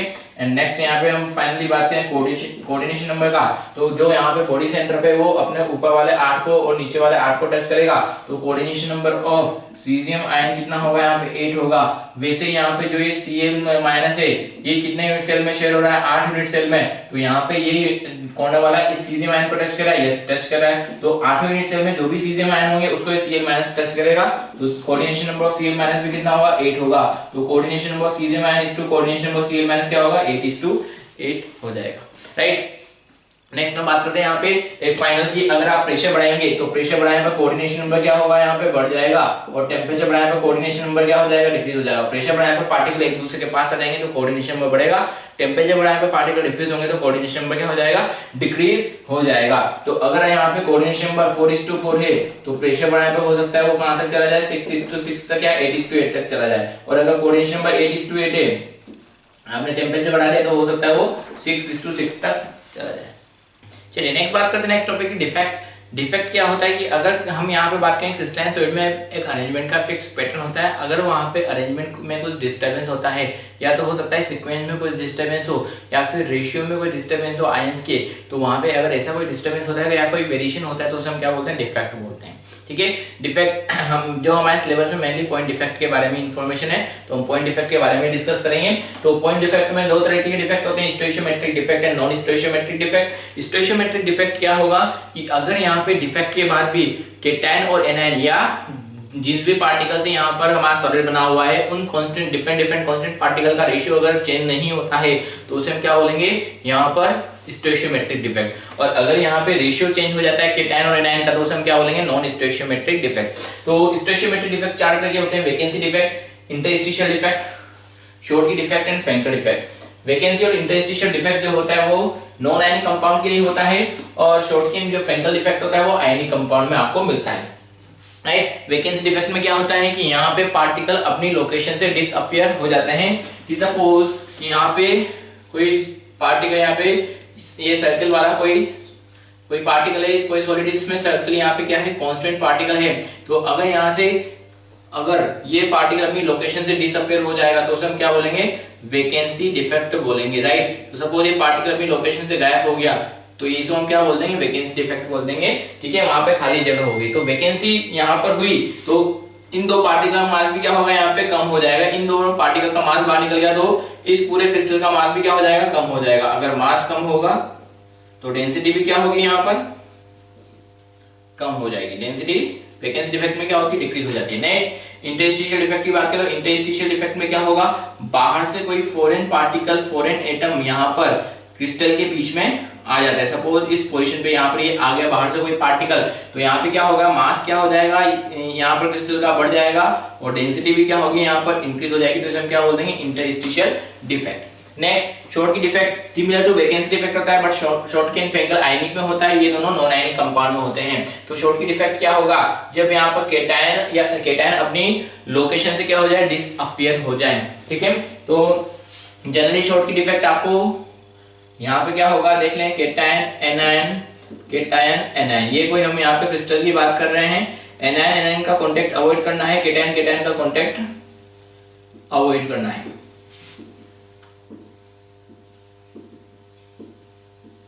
ठीक है। तो यहाँ पर क्या होता है शॉर्टकी डिफेक्ट में कि एक केटायन के साथ साथ एक एनायन भी क्या होता है, यूनिट सेल में से गायब हो जाता है, क्रिस्टल में से गायब हो जाता है। तो अगर एक केटायन यहाँ से मिसिंग हो रहा है तो उसी के साथ साथ क्या होगा, एक एनायन भी यहाँ से मिसिंग हो जाएगा। तो यहाँ पे केटायन और एनायन दोनों मिसिंग हो रहे हैं तो मास ऑफ यूनिट सेल क्या होगा, डिक्रीज हो जाएगा। तो यहाँ पर डेंसिटी भी क्या होगी, डिक्रीज हो जाएगी, राइट। तो ये जो शॉर्टकी डिफेक्ट है ऐसे आयनिक कंपाउंड में मिलता है जहां पर केटायन और एनायन का साइज लगभग क्या होता है, सिमिलर होता है। अगर हम बात करें फ्रैंकल डिफेक्ट, तो फ्रैंकल डिफेक्ट इसको डिसलोकेशन डिफेक्ट भी बोलते हैं। क्यों, क्योंकि यहाँ पे जो कांस्टेंट पार्टिकल का जो केटायन होता है अपनी लोकेशन से क्या हो जाता है, डिस्प्लेस हो जाता है, डिसलोकेट हो जाता है। तो सपोज यहाँ पे ये केटायन है, ये एनायन है, केटायन है, एनायन है, एनायन है, केटायन है, एनायन है, केटायन है, cation, anion, cation, anion, anion, cation, anion, cation, right. तो इसमें क्या होगा कि एनायन अपनी जगह छोड़ के क्या होगा, यहाँ पे इंटरस्टिशियल स्पेस में चला जाएगा। तो ये जो डिफेक्ट होता है और वैकेंसी और इंटरस्टिशियल दोनों का एक मिक्सचर होता है। बट इसमें और इसमें क्या डिफरेंस है, इसमें बाहर से यहाँ पे पार्टिकल इसके अंदर आ रहा है क्रिस्टल के अंदर, यहाँ पर इसी का पार्टिकल डिसलोकेट होकर क्या कर रहा है, अपनी जगह को चेंज कर रहा है और इंटरस्टिशियल स्पेस में जा रहा है। ये डिफेक्ट आपको कब मिलेगा, जब केटायन और एनायन के बीच में यहाँ पे साइज का डिफरेंस क्या होता है, ज्यादा होता है। और यहाँ पे जो डिसलोकेशन होता है वो किसका होता है, केवल केटायन का ही हो सकता है, क्योंकि बीच में जो जगह है वो छोटी है और छोटी जगह में छोटा पार्टिकल ही आ सकता है, मींस केटायन ही आ सकता है, ठीक है। एग्जांपल देखें शॉर्टकी में sodium chloride NaCl KCl caesium card और AgBr, फ्रैंकल में zinc sulphide AgCl AgBr AgI। AgBr दोनों में कॉमन है, शॉर्टकी और फ्रैंकल दोनों डिफेक्ट शो करता है। नेक्स्ट नॉन स्टोइचियोमेट्रिक कंपाउंड, यानी यहाँ पे क्या होता है, रेशियो चेंज हो जाता है केटायन एनायन का। यहाँ पे एक अगर Na+ बाहर जा रहा है तो उसके साथ एक Cl- भी जाएगा, तो Na और Cl का रेशियो वही रहना है 1:1। यहाँ पे क्या हो रहा है, डिसलोकेट आके अंदर ही आ रहा है तो क्रिस्टल के अंदर ही है, तो रेशियो में कोई वेरिएशन होने वाला नहीं है। नॉन स्टोइचियोमेट्रिक डिफेक्ट में क्या होगा, रेशियो चेंज हो जाता है। दो तरह का डिफेक्ट होता है, metal excess defect and metal deficiency defect. Metal excess defect एक एग्जांपल आपने पढ़ा होगा कि अगर हम NaCl क्रिस्टल को सोडियम वेपर की प्रेजेंस में हीट करते हैं या सोडियम वेपर के कांटेक्ट में लाते हैं तो क्या होगा, सोडियम वेपर इसकी सरफेस पे स्टिक हो जाएगी। इस सोडियम से रिएक्ट करने के लिए अंदर से Cl- बाहर आ जाता है और वहां पर क्या करता है, उसके साथ रिएक्ट करने के लिए Cl- क्या करता है, उससे रिएक्ट करता है। तो रिएक्ट करने के लिए सोडियम को क्या होना पड़ता है, ऑक्सीडाइज होना पड़ता है, Na+ बनाता है। सोडियम से Na+ में चेंज हो जाएगा, अंदर का जो Cl- बाहर आएगा वो क्या बना लेगा, यहाँ पर NaCl बना लेगा। इस प्रोसेस में क्या होगा कि यहाँ पे जब NaCl में से Cl- यहाँ पर बाहर आएगा तो जहां से Cl- बाहर आता है वहां पर क्या हो जाता है, vacancy create, Na+ Cl- Na+, Cl- Na+, तो सपोज मैं इतना ही बना देता हूं। तो ये Cl- जैसे यहाँ पे बाहर आएगा Na+ से रिएक्ट करने के लिए, तो यहाँ पे क्या हो जाएगी, वैकेंसी क्रिएट हो जाएगी। इस वैकेंसी को फिल करने के लिए जो सोडियम के ऑक्सीडेशन से जो इलेक्ट्रॉन बनता है वो यहाँ पर चला जाता है। तो ये फ्री इलेक्ट्रॉन, इस इलेक्ट्रॉन की वजह से क्या होता है, इस कंपाउंड का इलेक्ट्रिकल कंडक्टेंस क्या हो जाता है, बढ़ जाता है। दूसरा, यहाँ पे ये फ्री इलेक्ट्रॉन जो होता है वो इस कंपाउंड के कलर के लिए रेस्पॉन्सिबल होता है। इसको हम बोलते हैं फार बेंजिटर सेंटर। फार बेंजिटर जो कलर से रिलेटेड होता है, तो NaCl का कलर जो होता है वो येलो कलर का होता है। जो पोटेशियम क्लोराइड है वो वॉयलेट और लिथियम क्लोराइड पिंक कलर के लगभग का कलर आपको शो करते हैं। Metal excess defect due to extra cation, इसका एग्जांपल है कि जिंक ऑक्साइड को आप हीट कीजिए तो ऑक्सीजन वहां से बाहर निकल जाएगी, जो एक्स्ट्रा Zn2+ होता है वो क्रिस्टल के बीच में आ जाता है, वहां पर जो भी कैटायन और एनायन है उनके बीच में आ जाता है, इंटरस्टिशियल स्पेस में आ जाता है, तो वहां पे आपको एक्स्ट्रा कैटायन मिलता है। बहुत इंपॉर्टेंट यहाँ पे इसका एग्जांपल नहीं है। मेटल डेफिशिएंसी डिफेक्ट यानी मेटल कम हो जाए, जनरली डी ब्लॉक के एलिमेंट में आपको मिलता है। आपने एक एग्जांपल देखा होगा Fe0.90, तो यहाँ पे रेशियो 1:1 का होना चाहिए था फेरस ऑक्साइड में, बट रेशियो क्या है 0.90, तो यहाँ पे जो कुछ आयरन एटम है वो यहाँ से क्या हो जाते हैं, मिसिंग हो जाते हैं, तो यहाँ पर FeO A2+ Na2-, तो बैलेंसिंग +2+- चार्ज बैलेंस है। कुछ Fe2+ यहाँ से डिसअपीयर हो जाते हैं किसी रीजन से, डिफेक्ट की वजह से, तो यहाँ पे नंबर ऑफ आयरन क्या हो जाता है, कम हो जाता है। तो चार्ज को कैसे बैलेंस किया जाता है, कुछ Fe2+ Fe3+ में ऑक्सीडाइज होकर चार्ज को बैलेंस यहाँ पर करते हैं। इसमें एक डिफेक्ट और है, इम्प्यूरिटी डिफेक्ट। इम्प्यूरिटी डिफेक्ट में क्या करते हैं, हम बाहर से यहाँ पे इम्प्यूरिटी मिला देते हैं। लाइक हमने यहाँ पर क्या कर दिया, NaCl क्रिस्टल के अंदर Sr2+ का इम्प्यूरिटी मिलाया,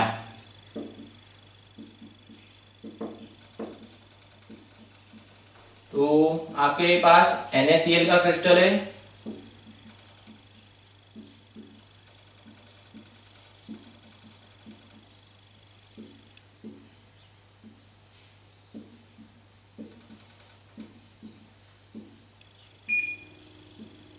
आपने इसमें क्या किया, बाहर से Sr2+ मिला है, तो जब Sr2+ अंदर आएगा तो 2 पॉजिटिव को अंदर लेके आएगा, तो जब 2 पॉजिटिव अंदर आएगा तो वो यहाँ से क्या करेगा, 2 पॉजिटिव को बाहर निकालेगा, तो जैसे Sr2+ अंदर आएगा तो वो क्या करेगा, 2 पॉजिटिव को बाहर निकाल देगा और एक लोकेशन Na+ की खुद ऑक्यूपाई कर देगा, राइट। तो यहाँ पे अगर आप Sr2+ अंदर ला रहे हैं तो 2 Na+ यहाँ से क्या कर देगा, वो डिस्प्लेस कर देगा और एक का लोकेशन खुद ऑक्यूपाई कर देगा, एक जगह वैकेंसी हो जाएगी, तो इसे हम क्या बोलते हैं, इम्प्यूरिटी डिफेक्ट। अगर सपोज हमने इसमें Al3+ मिलाया होता तो एक लोकेशन तो Al3+ ऑक्यूपाई करता और यहाँ पे 3+ चार्ज अंदर आ रहा है, तो यहाँ क्या करता, 3 सोडियम आयन को डिस्प्लेस करता, तो 3 सोडियम की लोकेशन को डिस्प्लेस कर देता, खाली करा देता, एक का लोकेशन खुद ऑक्यूपाई कर देता और बाकी क्या 2 क्या रहती, वैकेंट रहती, तो इसे हम क्या बोलते हैं, इम्प्यूरिटी डिफेक्ट।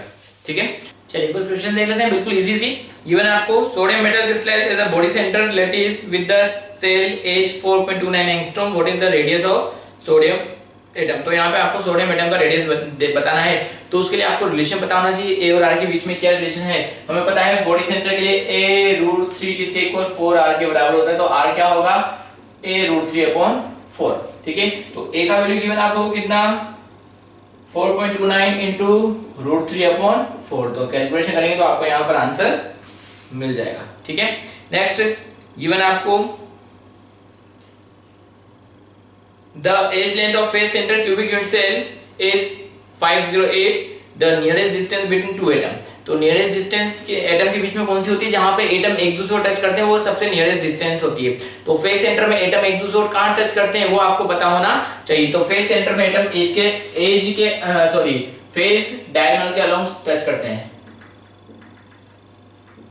तो फेस सेंटर में फेस डायगोनल किसके बराबर होता है, a√2 के बराबर, तो a√2 किसके बराबर, 4r के बराबर होता है, तो r क्या होगा, a√2/4। यहाँ पे आपको दे रखा है एज लेंथ कितना है, 508 इंटू √2/4, तो यहाँ से आपको nearest distance between two atom यहाँ पर मिल जाएगा, ठीक है। नेक्स्ट गिवन आपको in face centre lattice of x atom y atom occupy half of tetrahedral and 1/4 of octahedroid, what is the possible formula। तो x का क्या है, FCC अरेंजमेंट है, तो अगर x का FCC अरेंजमेंट है तो x के नंबर ऑफ पार्टिकल कितने हो जाएंगे यहाँ पे यूनिट सेल के अंदर, 4। सेकंड बोला है y atom occupy, y कहां पे प्रेजेंट है, half of tetrahedroid plus half 1/4 of octahedroid, तो tetrahedroid कितने होते हैं टोटल, 8 होते हैं, प्लस octahedroid कितने होते हैं टोटल, 4 होते हैं, तो ये कितना हुआ, 4 + 1 यानी 5, तो x4 y5 ये क्या हो जाएगा, इस कंपाउंड का फॉर्मूला हो जाएगा, ठीक है। नेक्स्ट गिवन आपको इन CCP structure of x atom y atom occupy half of octahedroid, if x and y atom form from each unit cell is replaced by z, then the formula of compound will be। तो बोला गया है x atom, बोला है x क्या बना रहा है, CCP बोलिए या FCC बोलिए एक ही बात है, तो x कितना होगा यहाँ पे 4, बोला गया है y atom occupy half of octahedral void, तो हाफ ऑफ ऑक्टाहेड्रोवॉइड, तो ऑक्टाहेड्रोवॉइड कितने होते हैं टोटल, यहाँ पर 4 होते हैं, तो मींस y कितना होगा यहाँ पे 2 होगा, ठीक है।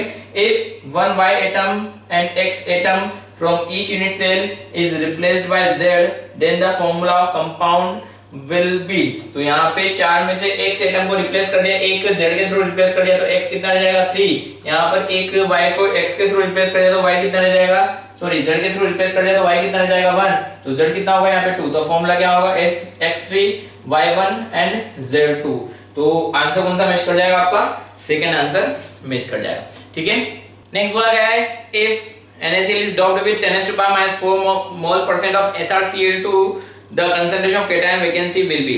अब देखिए यहाँ पे ये वैकेंसी सॉरी कहाँ से, ये इम्प्यूरिटी डिफेक्ट्स है, जब आप Sr2+ को अंदर डालेंगे तो Sr2+ पे कितना चार्ज है 2+, तो 2+ से कितने Na+ गायब होंगे, 2 Na+ गायब हो जाएंगे, एक Na+ का लोकेशन Sr2+ ऑक्यूपाई करेगा और दूसरा लोकेशन क्या रहेगा यहाँ पे एम्प्टी रहेगा, यानी वहां पर वॉइड हो जाएगा, वैकेंसी क्रिएट हो जाएगी, राइट। तो जितने Sr2+ आप मिलाएंगे उतनी वैकेंसी यहाँ पर क्रिएट होने वाली है। तो 4 मोल पर 10⁻⁴ मोल परसेंट आपने मिलाया, 10⁻⁴ मोल परसेंट आपने मिलाया है, यानी क्या बोलते हैं 10⁻⁶ मोल आपने यहाँ पर मिलाया है। तो यहाँ पे नंबर ऑफ Sr2+ क्या हो जाएगा, नंबर ऑफ Sr2+ कितना होगा 10⁻⁶ into Na by 1 Sr2+, 1 vacancy by 10⁻⁶ Na Sr2+ कितनी वैकेंसी, Na into 10⁻⁶ वैकेंसी, यानी Na कितना 6.022 into 10⁻23, तो ये कितना हो जाएगा 10⁻17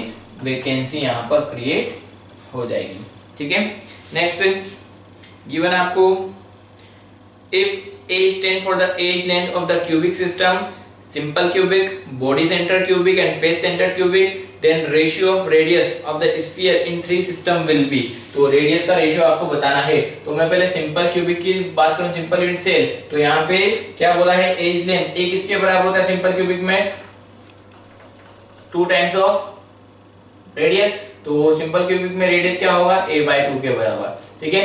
नेक्स्ट बॉडी सेंटर की बात करें, बॉडी सेंटर बोला है ना, तो बॉडी सेंटर में रिलेशन क्या होता है a√3 किसके बराबर 4r के बराबर, तो रेडियस ऑफ बॉडी सेंटर कितना हो जाएगा a√3/4 के बराबर। नेक्स्ट कौन सा है cubic and face centre, face centre FCC क्या होगा यहाँ पे a√2 किसके बराबर 4r के बराबर, तो r ऑफ FCC क्या होगा यहाँ पर a√2/4। तो रेशियो आपको पूछा है radius of simple cubic particle body centre and face centre क्या होगा a/2 is to a√3/4 is to a√2/4, तो ये रेडियस रेशियो आपको मिल जाएगा, ठीक है। नेक्स्ट बोला गया है आपको a solid compound XY has NaCl structure, NaCl जैसा स्ट्रक्चर है, NaCl का नहीं है, NaCl का स्ट्रक्चर मींस रेडियस रेशियो कितना 0.52, बट NaCl जैसा स्ट्रक्चर है, not exactly similar to NaCl। NaCl structure means वहां पर जो अरेंजमेंट है वो सिमिलर टू NaCl है, यानी जो एनायन है वो FCC बनाएगा और जो केटायन है वो ऑक्टाहेड्रोवॉइड को ऑक्यूपाई करेगा। If the radius ratio of cation is 100 picometre, the radius of anion will be, तो radius of cation to anion का रेशियो कितना होता है यहाँ पर ऑक्टाहेड्रोवॉइड के लिए 0.414, राइट। तो यहाँ पे आपको रेडियस रेशियो तो वही लेना है जो एग्जैक्टली ऑक्टाहेड्रोवॉइड के लिए होता है, ठीक है। तो रेडियस रेशियो ऑक्टाहेड्रोवॉइड के लिए कितना होता है 0.414 के इक्वल। आपको बोला है the radius of cation is 100, तो रेडियस ऑफ केटायन 100 पिकोमीटर है अपॉन 0.414, तो रेडियस ऑफ एनायन आपको मिल जाएगा, रेडियस ऑफ एनायन कितना हो जाएगा 100/0.414, तो ये 241.5 पिकोमीटर के अप्रॉक्स आपको रेडियस रेशियो मिल जाएगा, क्लियर। तो बच्चों ये कुछ क्वेश्चंस थे, हालांकि क्वेश्चन बहुत सारे हैं, पर जो बहुत से क्वेश्चंस है वो आपको लॉजिकल बेस्ड होते हैं कि यहाँ पे FCC में अरेंजमेंट क्या होता है, FCC का इफेक्टिव नंबर ऑफ पार्टिकल क्या होंगे, नियरेस्ट नेबर्स क्या होगा, कोऑर्डिनेशन नंबर क्या होगा, इस तरह के क्वेश्चंस होते हैं। तो अगर आप थ्योरी को अच्छे से रिवाइज करेंगे तो आपके मैक्सिमम क्वेश्चंस यहीं पर सारे क्लियर हो जाते हैं, ठीक है। तो आप थ्योरी को अच्छे से रिवाइज कीजिए, प्रैक्टिस कीजिए, सॉल्व कीजिए। मेरी शुभकामनाएं आपके साथ है। आज तक के लिए इतना ही काफी है। नमस्कार।